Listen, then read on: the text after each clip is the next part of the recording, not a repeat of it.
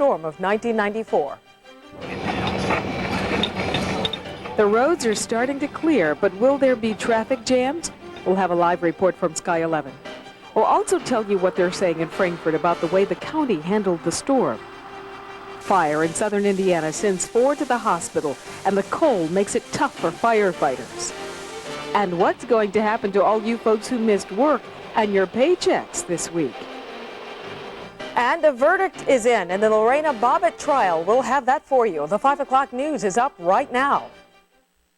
This is Kentuckiana's 24-hour news channel, WHAS 11. Live at 5 from the leader in television news, Gene West, Julie Koenig with the job file, and Chuck Taylor. This is Kentuckiana's news channel, WHAS 11.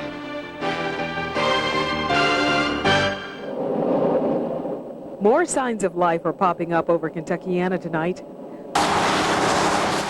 On the roads, you can see asphalt for the first time in a week. And from Sky 11, you can get a glimpse of what people are thinking. Good evening. Our top story tonight on the 5 o'clock news. After 5 days, it appears we're finally digging out of the storm of 94. The good news is more people are able to get out and around and return to their normal lives. The bad news, there are still some major problems to be taken care of. As day breaks across Kentuckiana, a clear sign that the temperatures are rising. From Sky 11, you can see this bank of fog moving in over the Ohio River. But as the fog lifts and folks try to get out, they're hit with the bitter cold, and in the south end, still snow-covered streets. I think I heard the county judge saying this morning that every road in the county's been plowed. Well, maybe we succeeded from the county because there hadn't been a plow back here. In southern Indiana, a terrible fire. 6 people rescued, 4 of them hurt. But the firefighters trying to stay a step ahead of the cold. Any fire is hard to fight, and when you have conditions like this, it's hard for you to move. Your equipment gets ice on it. You can't move around. 2 frozen hydrants, 4 frozen air tanks. And some signs of progress. For the first time since Monday, you can see the asphalt on the interstate and traffic moving in an almost usual way.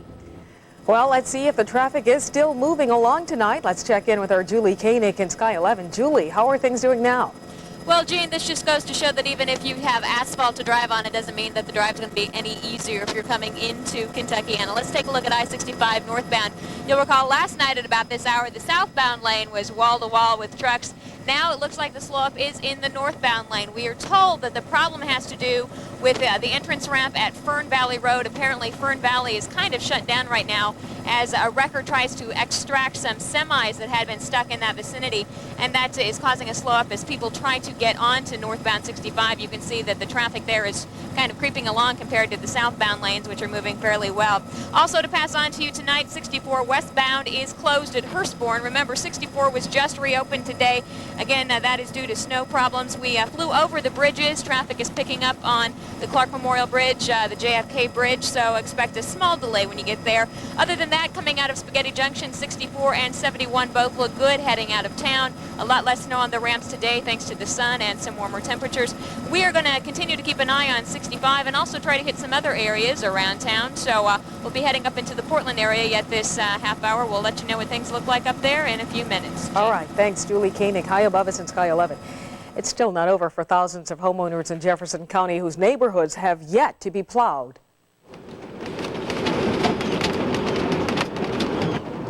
Now tonight at 6 o'clock, Chuck Olmstead has more.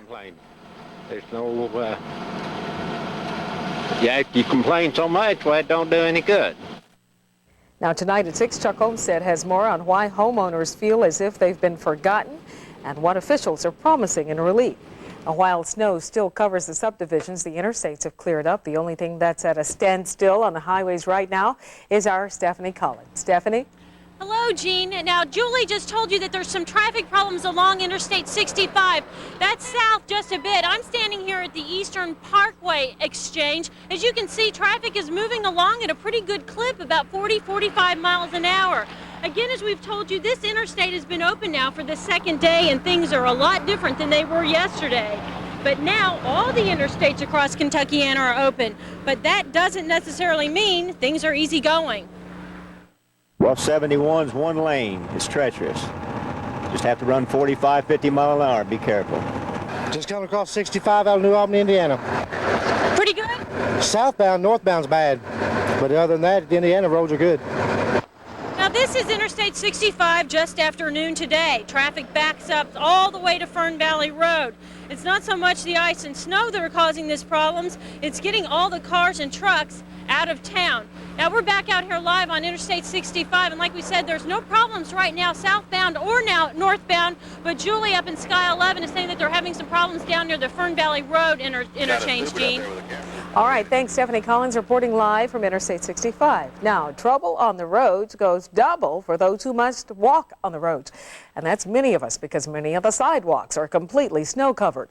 Several days ago, the pedestrians literally owned the roads. Nobody else was out, but that's not the case anymore.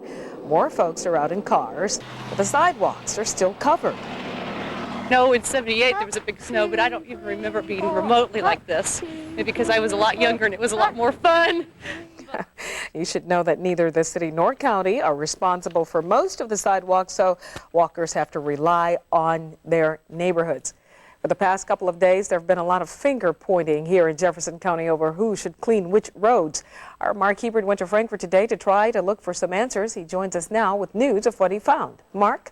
Well, Jane, some Jefferson County and Louisville officials have privately been criticizing the state's help in clearing local highways. The state is responsible for clearing 467 miles of interstates and state roads here in Jefferson County. In some cases, those highways are still in poor shape. Kentucky's Transportation Secretary and Governor Jones both say they'll be taking a look at whether the state should assign more plows and manpower to Jefferson County. There's no need for a knee-jerk reaction. We need to analyze this. There may, for example, we may find that we were short on number of snow plows, and that if we could buy snow plows that we could affix to the front of some of our four-wheel vehicles that we already have, and we're talking about maybe spending just a small amount of money that would allow us to make some major gains, then that would be a decision of everybody probably would agree to buy a few more snow plows. Now, currently, the state keeps 21 snow plows in Jefferson County, though more than half of them aren't working right now because of mechanical problems. Many of the plows you see on the highway today have contracts with the state. The governor believes state transportation department workers have done the best job possible under very tough conditions. Gene? All right, Mark, thanks. Now, down at City Hall, they're getting the break they've been waiting for, warmer temperatures. Our Jim Turner is live at the command center to update us on the latest snow removal operations. Jim? Gene, today sunny skies and temperatures in the 20s did do more to clear the roads than any snow plows could do, but we need the snow plows, and today fire trucks and garbage trucks hit the streets in force. From Sky 11, you can't miss the garbage truck below. The garbage trucks actually started picking up garbage yesterday. Those trucks and fire trucks are rolling down every residential road in the city and the county. There aren't enough plows to clear every street, so these trucks are supposed to at least break up some of the snow and ice. Also today, the state sent more snow plows to Jefferson County, 21 more plows.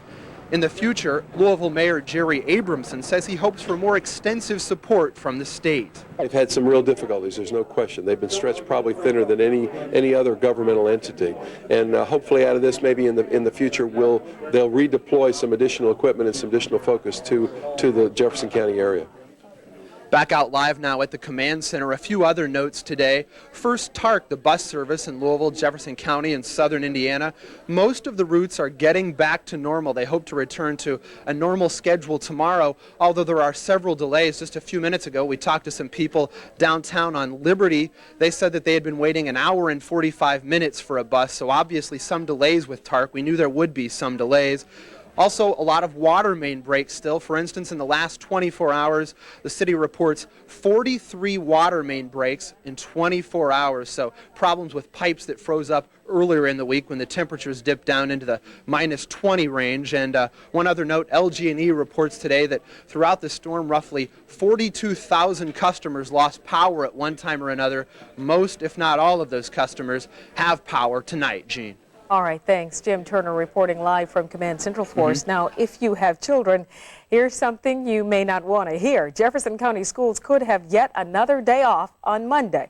Here's the reason why. There is a worry that school buses won't be able to drive safely on snow-covered roads. The transportation director says whether they have school on Monday depends on how much the plows can clear over the weekend. Today, this afternoon, they're improving. We expect that even more improvement will occur Saturday and Sunday. We will evaluate conditions Sunday afternoon, Sunday evening, before we make a final decision on what to recommend to the superintendent for Monday. Now, students have missed 3 days of class so far. Those days will likely have to be made up at the end of the year, but no final decision has been made on that. Of course, students aren't the only folks who have to worry about making up lost time. Most businesses have lost a week of work. We sampled a few of our area's biggest employers to see how they're handling making up for lost time. Humana tells us they're going to pay their employees from Monday through Wednesday. Those were the days they were closed. Now, factory workers at GE are eligible to receive unemployment benefits. As for salaried personnel, they're still trying to work out a plan, but they will get paid. Employees at Alliant Healthcare who missed this week will have to make it up with flex time. They tell us they have to do that since they're not able to close. Naval Ordnance employees will be paid for the days the plant was closed, but people at Naval Ordnance who missed yesterday and today must take them as vacation days. And at Ford, officials there say they still need to see what the union contract calls for in this kind of a situation. Our Chuck Taylor joins us now for a first look at the weather, and that fog this morning was quite really dramatic. Something. And that's going to be another problem tonight, and in fact, fog is going to be a problem for quite a while around here until we get rid of that heavy snow cover. So let's talk about the potential problems for tonight. First of all, temperatures did manage to get into the 20s today, and on roadways there was quite a bit of melting, but now we're going to see those roadways refreeze. Temperatures overnight will drop to around 10 above, and that means there will be patchy, dense fog after midnight. So we could have problems late tonight and early tomorrow. Now, from our storm team trackers, they all got a break today with the sunshine. And right now in Lexington, Indiana, up in Scott County, it is 20 degrees. In Bardstown, Kerry Minen reports 20 degrees there. Josh Grimes up in Carrollton had an early morning low of 11 below zero. Now it's 17. Well, we'll have the latest on our weekend weather in just a few minutes. Thank you, Chuck. When we come back, a look at news from outside of Kentuckiana, including the latest from Southern California. But as we go to what was the first thing you did when you finally made it outside, here's a sample. Was glad to get out because I was bored inside. What'd you do? What I do, came to work. That's no fun. No. But it was fun because I got to get out. Got out of that cabin fever. Other news from around the world and the country tonight. Lorena Bobbitt has been found not guilty of maliciously wounding her husband. A jury just hours ago found her not guilty by reason of insanity. This is Lorena arriving at the courthouse in Manassas, Virginia this morning to wait for the verdict. Bobbitt sexually mutilated her husband. She claimed he had abused her. Lawyers are now arguing if Lorena should be sent to a psychiatric hospital. And people in Southern California felt 7 aftershocks in 21 minutes today. It's just one of the problems after Monday's earthquake.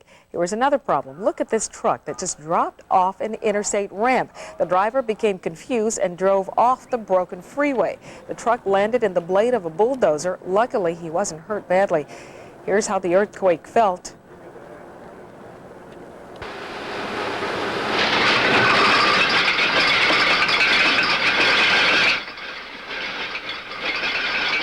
This is a grocery store surveillance camera catching Monday's quake. This tape shows just how frightening it looked and felt. The Secretary General of the United Nations wants to consider airstrikes in Bosnia. The problem is the Serbian forces won't let UN troops into towns they're supposed to protect. Boutros Ghali says if the Serbs do not cooperate, the UN would give the order to use airstrikes in Bosnia.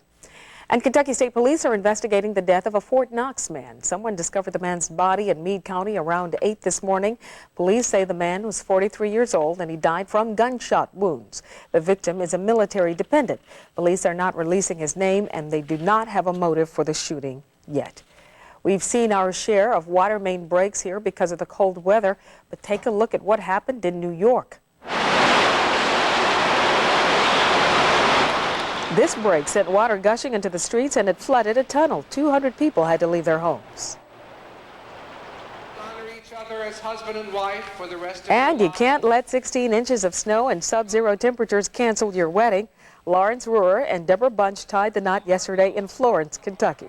The storm left them stranded at a shelter. A volunteer put together the arrangements in 12 hours. Lawrence and Deborah literally had cold feet, but they decided a snowstorm would not ruin their happiness.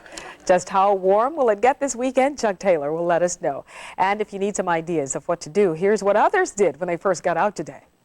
I went to work. That was the first thing I did. My dad's a police officer. He was called in at 6 a.m. Monday morning.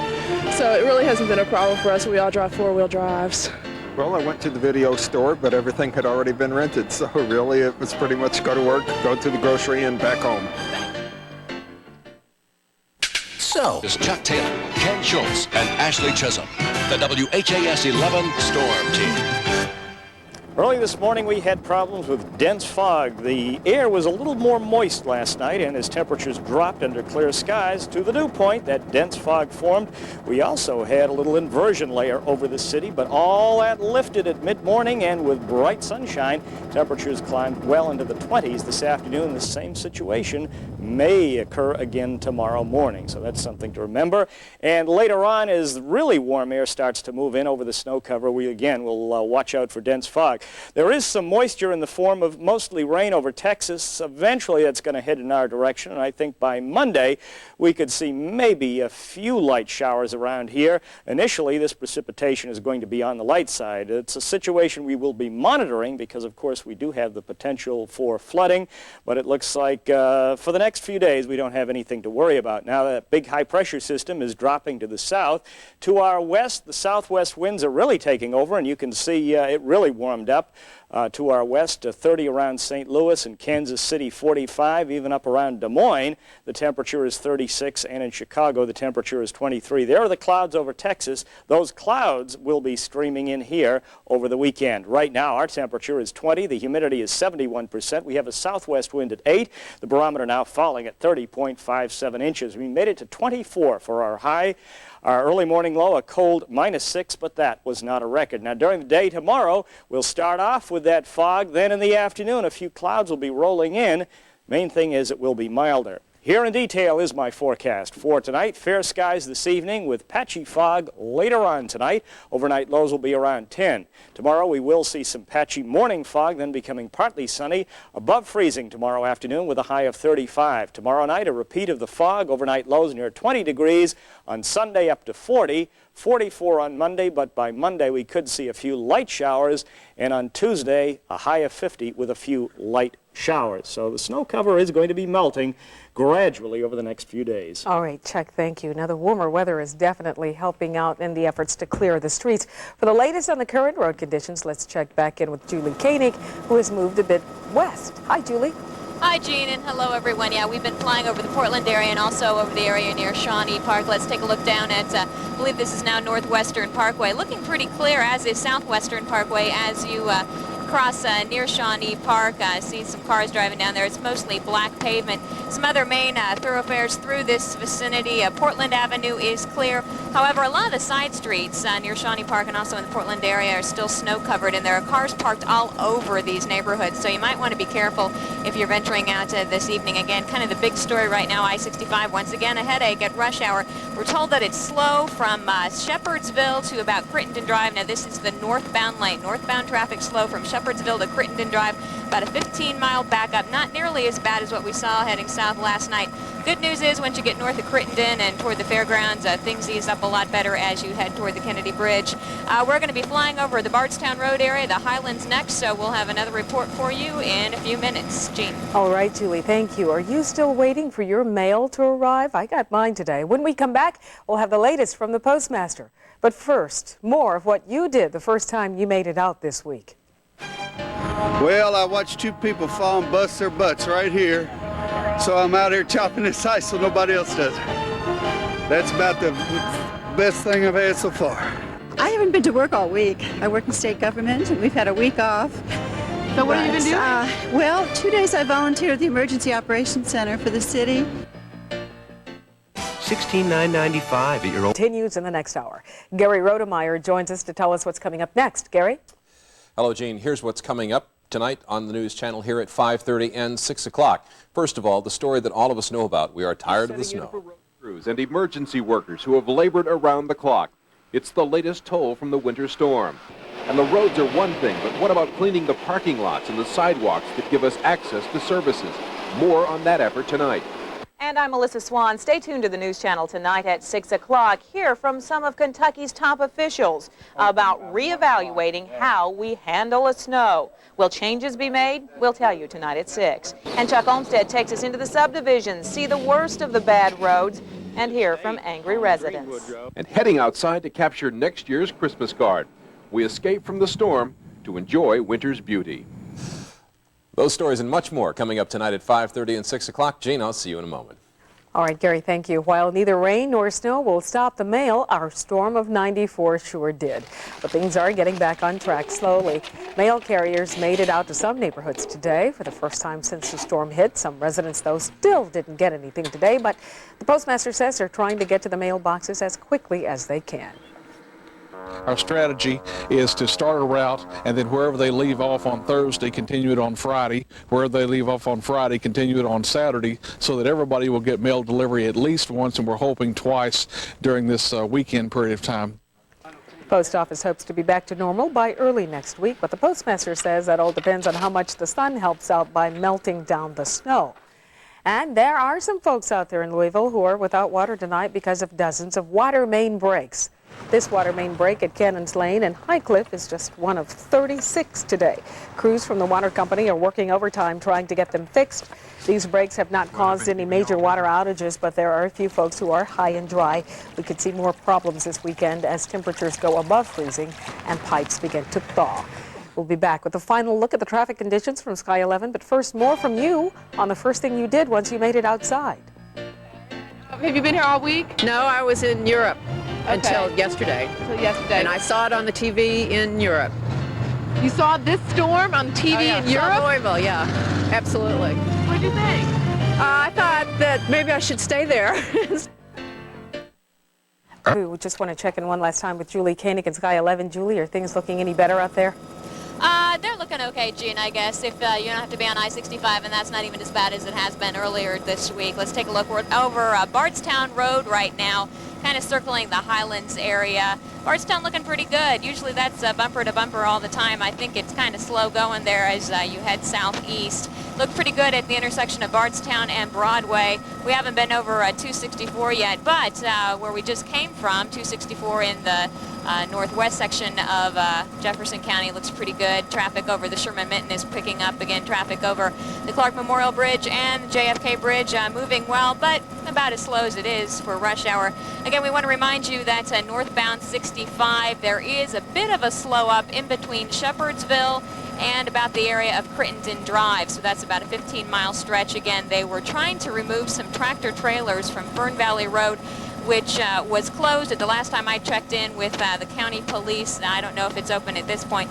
But again, that was causing the slow up because motorists were trying to get onto northbound 65 from Fern Valley, having to dodge all that traffic, and that was causing some of the congestion. Once you get north of Crittenden Drive, though, we're told that it's supposed to be a lot better. We'll be flying back over that vicinity in about 20 minutes and give you another update there. Again, here we are. We're heading now northeast on Bardstown Road. Traffic kind of slow, but not too bad. At least we can see the pavement. So as far as the side streets go, still be very, very careful in this vicinity because I know from a lot of the folks in the newsroom who live in the Highlands, they're still pretty icy. We're going to be heading over to St. Matthews, checking out US 60, the traffic near the malls, and also Brownsboro Road. So we'll give you another update for those of you heading home. We'll see you in the 5:30 show. Gene?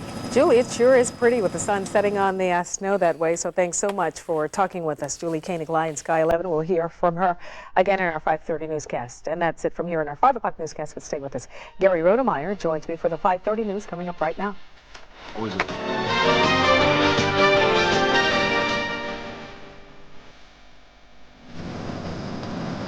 You've just watched Kentuckiana's News Channel, voted Kentucky's best newscast by the Associated Press.